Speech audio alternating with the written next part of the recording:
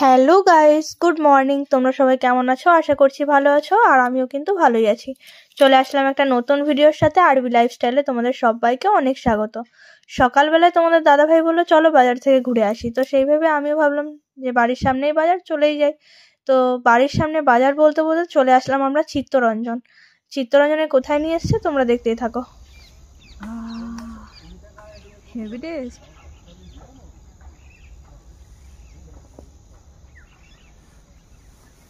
দারুণ টেস্ট। একটুকু না, আমি নেব না। তো বুঝতে পারলে কি তোমরা কোথায় এসেছি আমরা? আসলে সকাল সকাল চলে এসেছি আমরা খেজুরের রস খেতে আর খেজুরের গুড় কিনতে।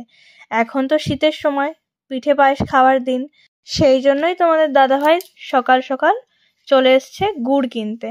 আমাকে বলেও নি, আমি ভেবেছি বাজারে যাব, সেই ভেবেই বাড়ির থেকে বেরিয়েছি। তো আলটিমেটলি চলে আসলাম এইখানে গুড় কিনতে। তো দেখো এখানে গুড় তৈরি হচ্ছে। কি গুড় তৈরি হচ্ছে বলো তো?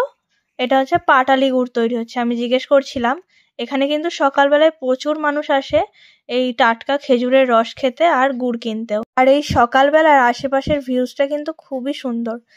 আর তোমাদের এই গুড় মেকারটাকে কেমন লাগলো অবশ্যই কমেন্ট করে জানিও। হ্যাঁ, ভাবছি এনাকেও দিও, এবার থেকে এইসব কাজই করাবো আমি।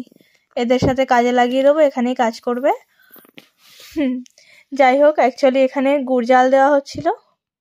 আর এই দেখো, এইটা হচ্ছে গুড়ের ছাঁচ, ছাঁচ না সাঁচ কিছু একটা বলে, যাই হোক।